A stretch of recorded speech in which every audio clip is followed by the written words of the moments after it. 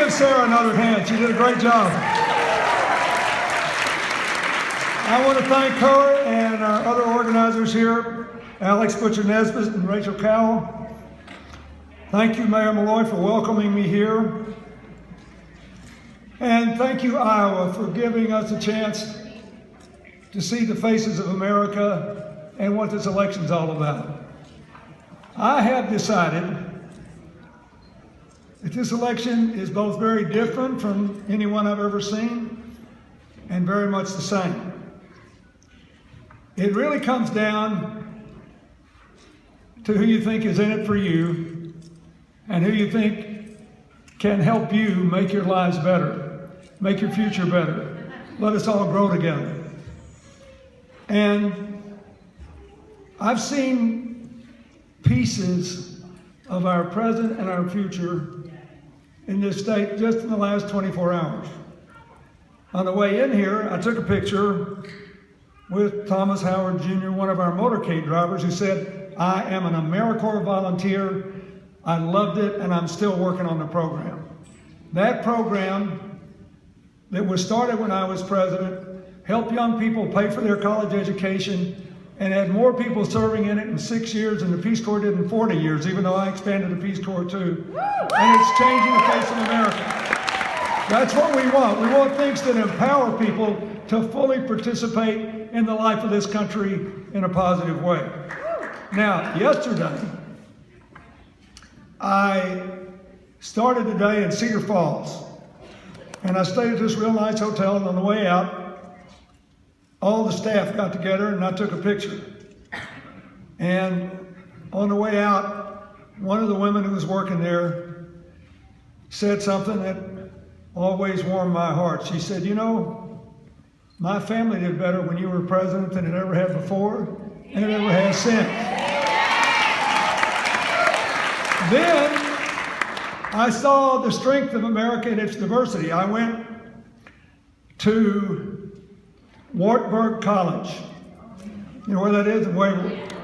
Okay, it's a Lutheran college, named for the castle where Martin Luther hid out after he stood up to the Catholic hierarchy and the corruption that was in rampant in the church, and he translated the Bible, the New Testament, into German for the first time. But I was introduced by a young Indian American woman who was helping Hillary's campaign there. The past and the future living together, an emerging, young, diverse America. And then I went to Mount Vernon to Cornell College, the first college west of the Mississippi to give a woman a college degree in 1858. And I met with a young woman there whom I first met when she was 2 years old. An African-American girl, then a baby born HIV positive, adopted by a woman in Iowa. We were at a rally in Cedar Rapids at the Quaker Oats factory. I never will forget it. And this woman's holding this little baby, and I'm being demonstrated against by all the pro-lifers. And she said, "You know, I'm the real pro-life person. I'm determined to save this baby's life." And there were no medicines then. And so she got into a trial at the National Institute of Health when I was president. And I watched this little girl. I had her come to the White House and see me. And Hillary and I followed her life. Then the medicines came out. She lived. She had a baby, a healthy baby. I met that baby for the first time since he was an infant yesterday. She is working 40, sometimes 50, sometimes 60 hours a week to support that baby at a restaurant. And she told me if it weren't for Obamacare, I could not work, I could not support my child, I would not have a future. Then I went to Washington, and I met a woman just shaking hands who was supporting Hillary, who thanked me and her Thanked her for being the first presidential candidate to come up with a real comprehensive plan to deal with this prescription drug and heroin epidemic that's eating our country alive. And thanked me because our foundation was the first one to get an agreement to get discount prices for the miracle drug naloxone so that people could afford it in first responders all over America. And then I got another company to agree to offer it as a nasal spray, and we just announced it's going to be put for free in every high school in America. Because she had lost a sibling, a real person with a real problem who has dedicated herself to making real change. She's for Hillary. And then I went to Ottumwa. And I saw a man there who was an immigrant from an African country. And I said, you know, my foundation works in your country. We give them AIDS medicine and we're trying to help them build a health system. And he said, thank you very much, but I want you to know I'm an American now. Now, why am I telling you all this? Because they and you are what this election is about. The president gave a State of the Union speech the other night. Did you hear it? Yeah. Here's what he said. He said, we still have problems in America, but we avoided depression. We rebuilt the auto industry. We've had 14 million new jobs in 5 years. We're on the way back, and nobody's got a better future than we do because we're younger and more diverse than any other country, because we can lead the fight against climate change and grow our economy, because we can produce more energy from the sun and the wind together than any other country. Iowa already is one of only 3 states that gets a third or more of your electricity from the wind, and you have the cheapest electric cost in the United States of America. We pointed out our leadership in higher education, in science and technology, especially all these biological discoveries that are coming out of the $3 billion of your money I spent to sequence the human genome. You can now do it for under $1,000.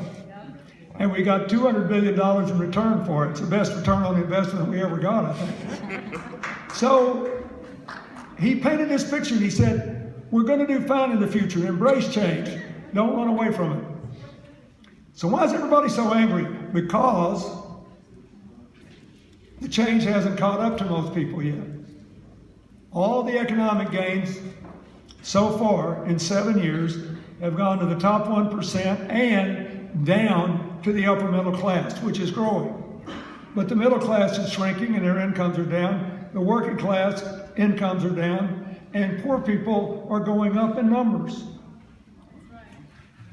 We have this terrible opiate and heroin epidemic that is leading for the first time in at least 60 years. We don't have good numbers before that, but probably in more than 100 years, working class, middle-aged white people's life expectancy is going down. Led by the drugs, followed by alcoholism, followed by suicides, followed by women smoking as much as men now in that age group. Meanwhile, you got all these angry African-American young people in the Black Lives Matter movement because all they know is what they see on television, all these innocent, helpless, unarmed people being shot or choked or otherwise treated differently because of the color of their skin. You got all these ambitious young dreamers from Latin American countries and poorer Asian countries who want to be part of our future, who wonder if they're going to be deported. You've got other people who say, well, look how heroically the police performed after San Bernardino when they put their lives on the line, reminding us why we all need our police officers and our firefighters and our public safety people. They just need to be knitted back to the community again. Everything seems to be coming apart. So the election's being fought in that space. Who am I? What's my identity? Why don't I count? How can I be part of this future? The president told the truth, but I want to be part of it. That's what the whole election about. Who will do the most to make you a part of the future that the president painted in the State of the Union? How are we going to do it? And who's the best change maker to do it? It's not close. Hillary is the best change maker to do it. And here's why. When people are upset, the most emotional release comes from blaming and labeling. The Republicans are great at this, aren't they? Yeah. I mean, they have blamed, I've listened to all their debates, it tickles me sometimes. They have blamed immigrants, they blame Muslims, they blame Democrats in general, they blame President Obama every time the sun doesn't come up in the morning. You know, somebody caught a cold in Kenya last night, and we all know he was born there, so he had something to do with it. And now they substituted Hillary for him, they blame her for everything. Then in the Democratic primary, you've got an interesting choice. These people have a lot in common. I'd much rather listen to a Democratic debate than a Republican debate. At least it occupies the real world and what they're talking about and what they have to do.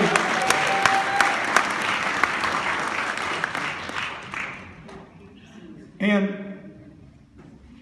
one says, look, the big banks and the billionaires cause this. I'll break up the big banks, tax the billionaires and millionaires, give everybody free college, and cut your health care costs in half. Pretty catchy. The other says, yeah, irresponsible big banks and wealthy speculators caused this, but the government that we had then played its role because there was nobody home to stop them. There have always been people that tried to abuse their position. That's what we got a Securities and Exchange Commission for. That's what we got bank regulators for. That's what we have rating agencies for, to say you cannot take this risk. And that's what the Dodd-Frank bill fixed. So that we now have the power. In fact, your government has the power to break up any big financial institution, whether it's a bank, whether it's an investment bank, whether it's a unified bank, whether it's a mortgage company, break up any of them up if they persist in irresponsible, risky behavior instead of getting back to investing in America. But the blame is so tempting. The Republicans tried to blame me for it because I enforced something called the Community Reinvestment Act that required banks to reinvest a certain amount of money in the communities where their depositors lived. More than 95% of the money ever invested in that law, under that law, which went way back to the 1970s, was invested in the 8 years that I was there, over $800 billion. And it's one of the reasons why we had shared prosperity for the first time in 50 years, where we all grew together. Now, so Hillary said, yeah, the bad actors were responsible, but so was our government. They didn't stop them, and they were set up to do them.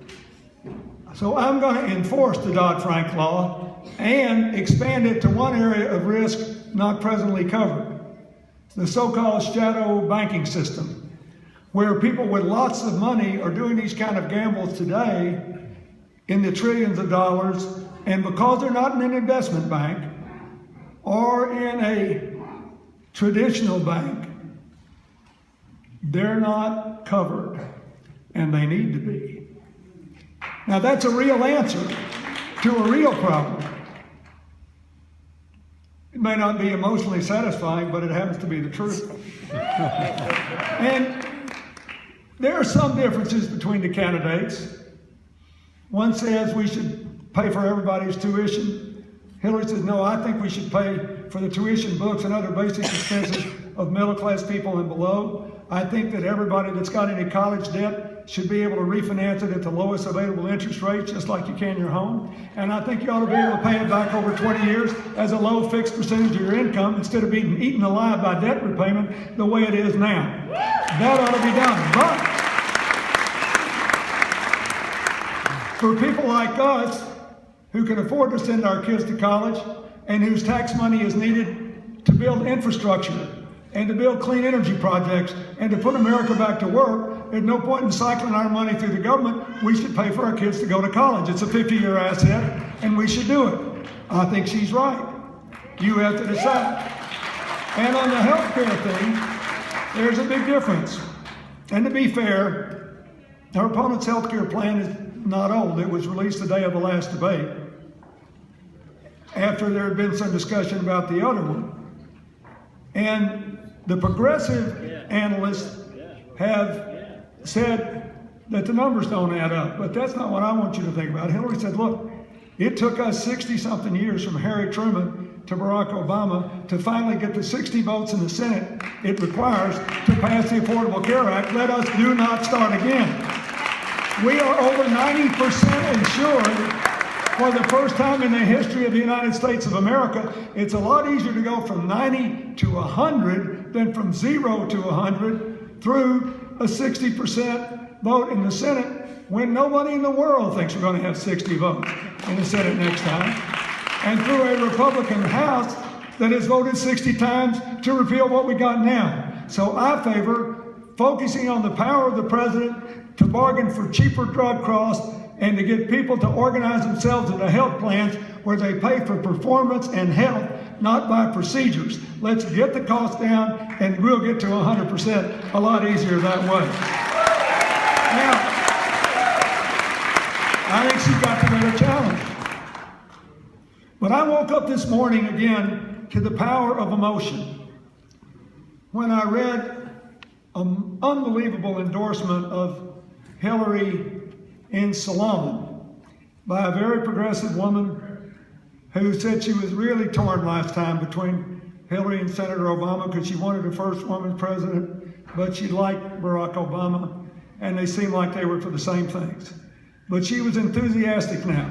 And one of the things that made her enthusiastic was the vicious way she had been attacked, trolling on the internet by people who said, well, now she was part of the establishment because she was for Hillary.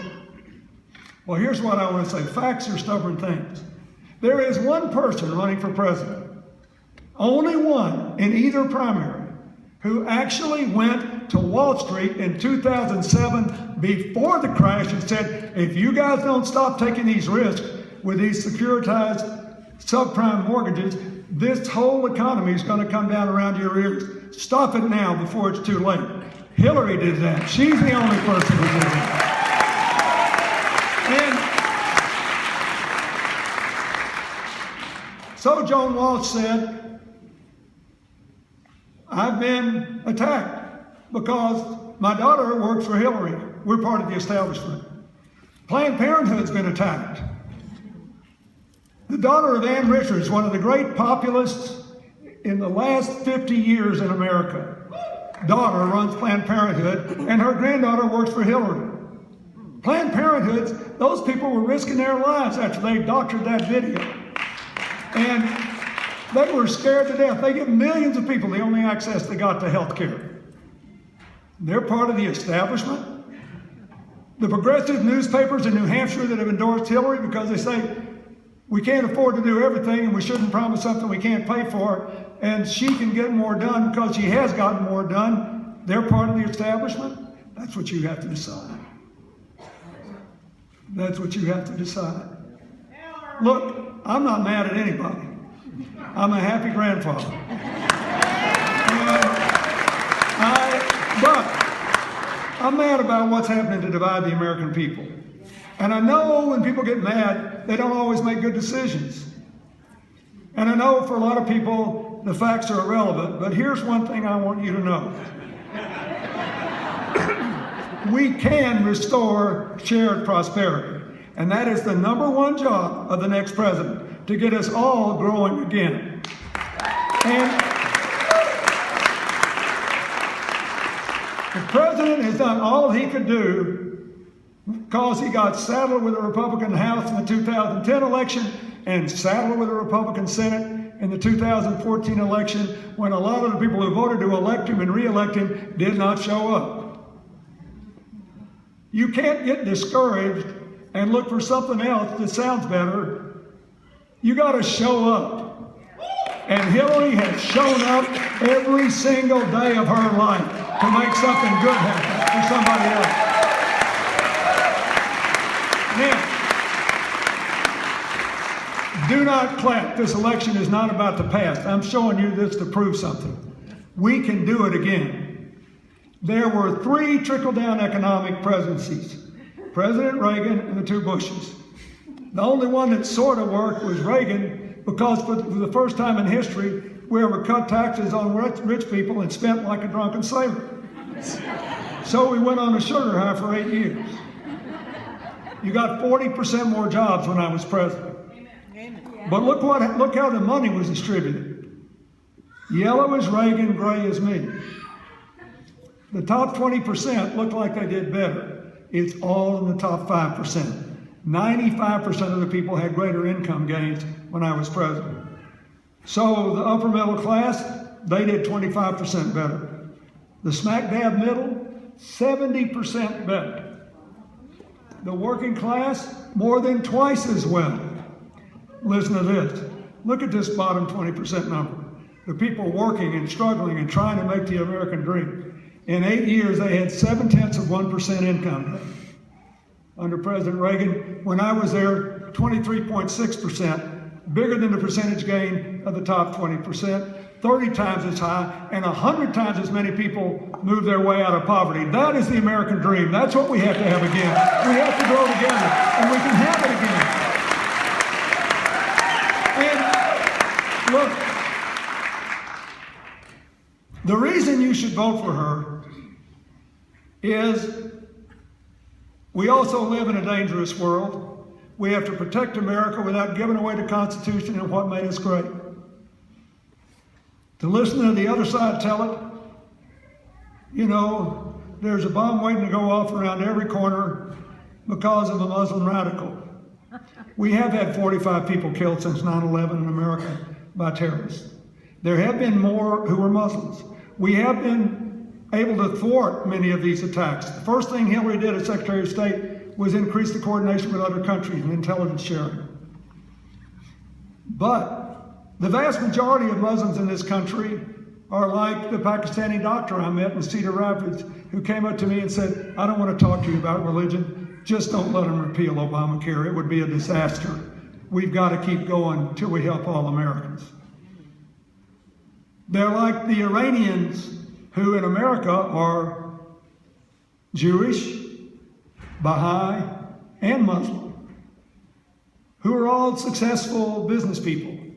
The Syrians who are dominant in Dearborn, Michigan, and Cleveland, go there and say something bad about them, you'll get in a fight with an African American, a Pole, an Italian, an Irish American, because they're part of the fabric of America.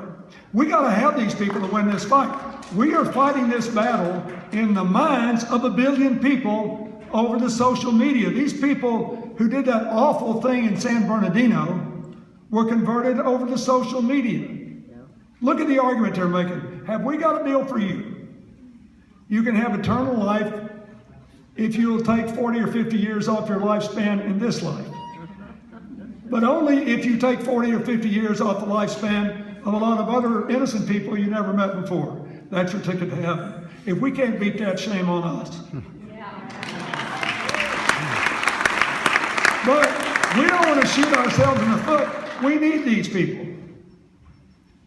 And she knows it. Look, my foundation's office is in New York. She represented New York City.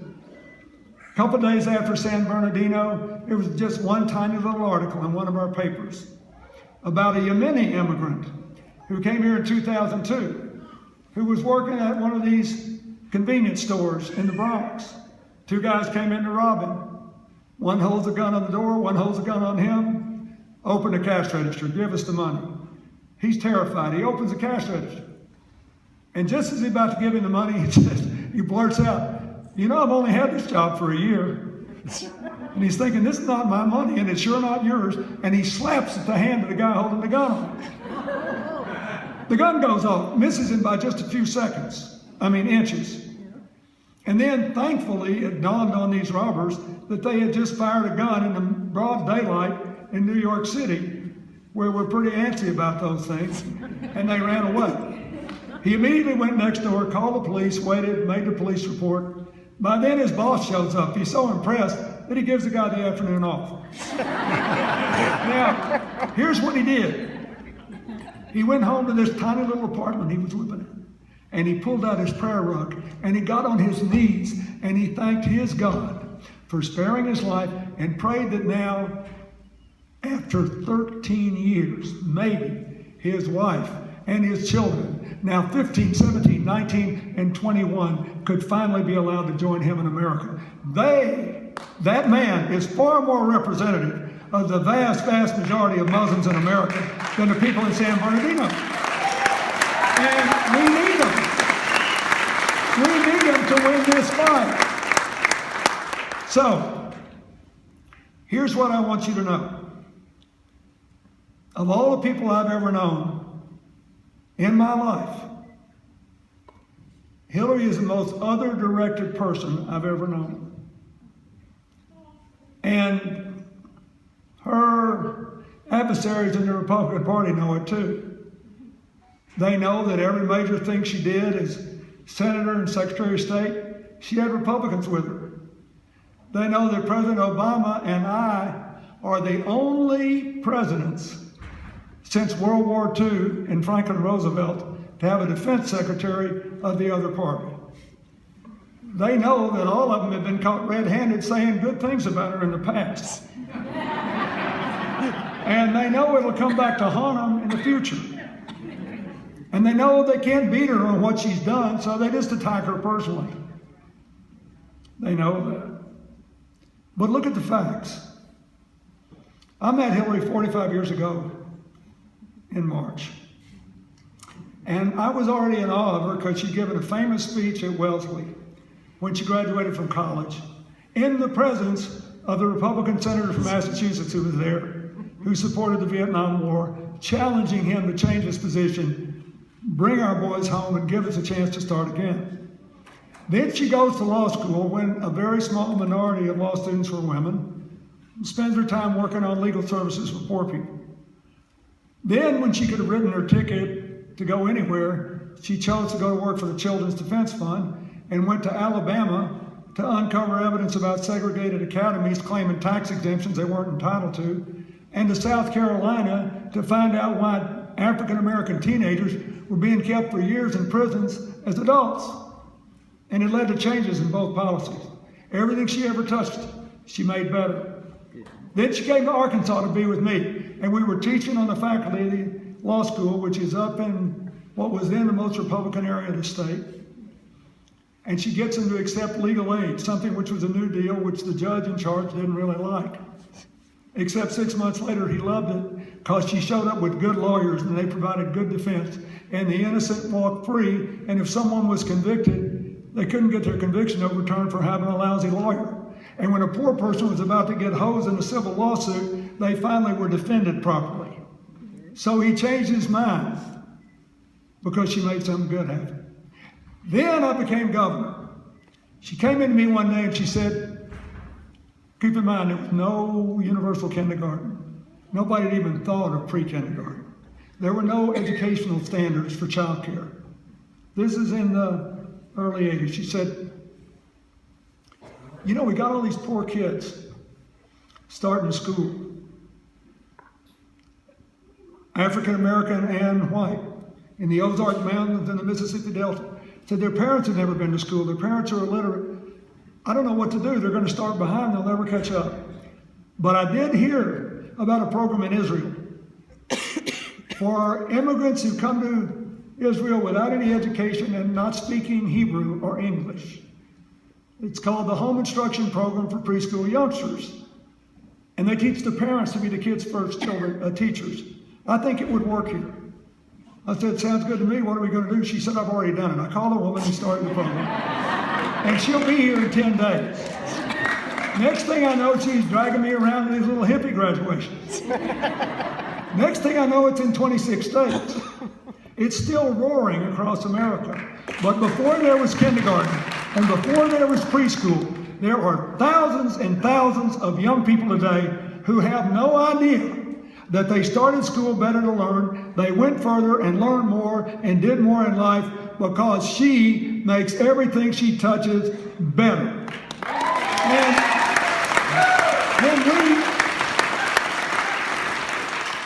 I came to Iowa in 1992 and I said, please vote for me. I've got good ideas, here they are. Besides that, I've been a good governor. My colleagues said I was the best governor in the country in 1987. We're leading the country in job growth. And oh, by the way, a national expert said 10 years ago we had the worst schools in America. And the same guy just said we had one of the 2 most improved school systems in the country. Please vote for me. The last thing she did, a judge said we had to evil our school funding out. So I said, well, let's just raise standards and raise teacher pay while we're at it. I put Hillary in charge. She went all over the state, just like she did here. She went all over the state, listened to people, came up with these standards. The legislature adopted them. They included the first state, we were the first state ever to say there ought to be counselors in elementary school because these kids start bringing their problems to school early. And that's why we were one of the most improved school systems in the country. She'd never been elected to anything, but she made something good happen. Then she became first lady. And she worked with Congressman DeLay, the Republican leader who didn't like me at all. But she found out he was an adopted parent. She went to see him. She said, look, we got all these kids that ought to be adopted that are stuck in foster care. Nobody wants to adopt kids once they're not babies anymore. People are afraid to adopt kids with disabilities because they think they can't afford it. And all these kids are aging out of foster care with no place to go. They can't get in school. They can't. It's awful. And to his everlasting credit, he agreed with her. So they got together and passed, with an overwhelming bipartisan majority, a whole bill designed to reduce the number of people in foster care and increase the number of adoptions. And by the time I left office, they had increased by 2/3. She just makes something good happen everywhere she goes. When we got beat on health care because we couldn't get 60 votes in the Senate, which is why I feel so strongly about what the right cause is. You're never going to get anything unless you got 60 votes in the Senate. She didn't give up. She worked on the children's health insurance program with Senator Kennedy. Then they stuck it in the balanced budget bill, so we wound up getting 3/4 of the Republicans to vote for it.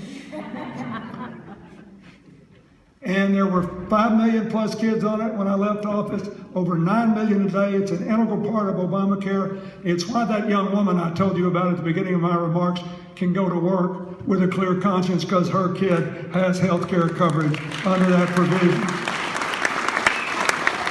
And then she becomes a senator. President Bush promised her he'd get $20 billion to help New York, not for buildings, for people. One woman she became very close to had more than a dozen plastic surgeries. She was engaged when 9/11 happened, and God bless her fiance, he never left her. And they got married, and he stuck with her through all those plastic surgeries. There were all these unseen wounds, the mental health problems. The first responders had all these terrible health problems as a result of what they were exposed to. She stayed with them. Then she was on the Armed Services Committee, first New York senator ever to be on it. She worked with Newt Gingrich on a plan for the 21st century military. They both were appointed by the Pentagon. And that's what they recommended is what we're doing today in ISIS land. Small special forces helping the Kurds and others to fight their own battles and reclaim their countries. One day I was in the Congress and this nice young man came up to me and said, in a uniform, he said, Mr. President, I represent the Pentagon and on Capitol Hill. I think you ought to know that over there, we think your wife knows more about military affairs and what these families are going through with these rapid redeployments than any member of either party in either house. We trust her. I think you ought to know that. Then, when she became Secretary of State, she not only organized this much higher cooperation to fight terror, she passed the only thing that survives our attempts to get along with Mr. Putin better, the New START Treaty. It reduces the threat of nuclear war. No bad deal in this dangerous world. She had to get 67 votes in the Senate for that treaty to be ratified. It's a lot of Republicans. She got it. And then she negotiated the Iran sanctions, and to get the UN to adopt them, she had to get Russia and China to sign off. I didn't think she could do that, but she did. And we began the negotiations that led to this nuclear agreement. I know some people don't like it. but she does, and I do, because it's a good thing to put off for 10 years another nuclear power in the Middle East. And there would not just be one, there would be 3 or 4. It's a good thing. You can't tell what's going to happen in 10 years. And along the way, she made a world with more friends and fewer enemies. Started a movement to put 100 million clean cook stoves in poor people's homes because 2 million kids die a year from breathing dirty smoke. Triple the number of people we were saving through the PEPFAR program, which pays President Bush's best achievement. It spends your money to save the lives of people in poor countries from AIDS, TB, and malaria. You were saving 1.7 million lives when she took office. With no more money to you, she said, this is another one of these things. We've got FDA-approved generic drugs, and if we just bought generic drugs, we could save a lot more lives. Do it. We went from 1.7 to 5.1 million. Yesterday morning, I awoke to a picture that a friend of mine sent me of a little guy running a store in Dar es Salaam, Tanzania. A lot of these 3.4 million people live in Tanzania. A lot of Muslims live in Tanzania. He's running a store. The store is called the Hillary Clinton Shop. He's a street vendor. But making a world with more partners is one of the reasons that America's approval rate went up 20% from the time she took office till the time she left. She always makes something good happen. So you just have to decide what you want. We got to restore broad-based prosperity. If we don't save the American dream for everybody, the whole thing will come crashing down again. We got to do that. We got to give people a place in the future that the president says we should embrace. We have to do more than anybody ever did to help areas that are left out and left behind. Hillary was the first candidate to call for doing something major to get people to invest in coal country. She said, I support the president's climate change standards. I think we should eliminate as much CO2 as we can. But the coal miners didn't do anything wrong. All they did was keep the lights on for us for decades, have their kids fight our wars, do everything we asked them to do. And nobody has ever done anything to try to help them catch up and be a part of America's future. I don't care who they vote for, they're our people and we're going to give them a chance to be a part of the American dream. Every part of America should be like that. The Native American reservations, the Mississippi Delta, the inner cities, every part. You can't leave anybody out. All I can tell you is, 45 years later, I'm still in awe of the fact that she makes everything she ever touches better. And believe me, she was raised in a Methodist church on John Wesley's message, do all the good you can, and all the ways you can, to all the people you can, for as long as you can. She lives by that. And she keeps score the way you should want a president to keep score. Because when you're done, all the hot air you hear, all the labeling and blaming, once you get the job, man, it runs cold in a hurry. You got to stand and deliver. So how you should keep score is, are people better off when you quit than when you started? The children have a brighter future. And are we coming together instead of falling apart? If you ever needed an indication of that, it was the answer that she gave to the last question in the last debate. Did you see the debate in South Carolina? And let me tell you, you may be proud to be a Democrat again, because every one of our candidates had the same reaction to that awful lead poisoning in Flint, Michigan. They were outraged. And one of them said the governor should resign, and maybe he should. But when they asked, Hillary said, they said, is something we haven't talked about you want to? None of them knew that question was going to be asked. She said, yeah, I want to talk about Flint. She studied families and children her whole life. She knows what happens if a kid gets too much lead in the womb. You can be born with a shrunken head, with a shrunken brain, and you can be damaged even if you look perfectly normal. She said, when that happened, I called the mayor, I asked if I could send somebody there. And I said, what can I do? And the mayor said, we've only gotten 10% of the money we asked for. We need it all. And here's why we need it. And what Hillary can do, she said, to Ray said, is go on television and don't talk about politics, don't talk about the race, don't talk about anything but Flint, and explain why we need 100% of this money. She did, they got the money. Now, there may be a lot of reasons why they got the money, but it didn't hurt that somebody running for president who had been Secretary of State, who had been a senator, who knew about child health, actually made the case for the real amount. So, here's the point. I've had this job. You have great days and bad days. It was a great day when we signed the Middle East peace agreement. One of the worst days of my life when Prime Minister Rabin was murdered. It was a great day when we reversed Reaganomics by only one vote to spare and launched the longest, broadest-based expansion in modern American history. It was a terrible day when my Commerce Secretary and close friend Ron Brown was killed in a plane crash, taking American business people to see if we could help Bosnia and the Balkans rebuild. But there were all the other days, just like your life. Think about your life.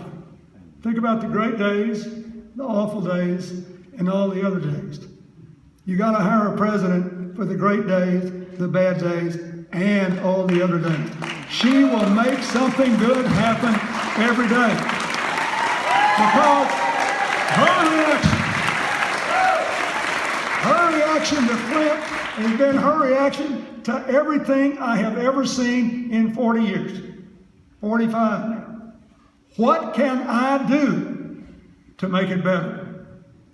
If you want your kids to have a brighter future, if you want to be better off and be part of the American dream again, if you want us coming together instead of being torn apart and the kind of silliness we've seen in a lot of what goes on in America today, you need to caucus for her.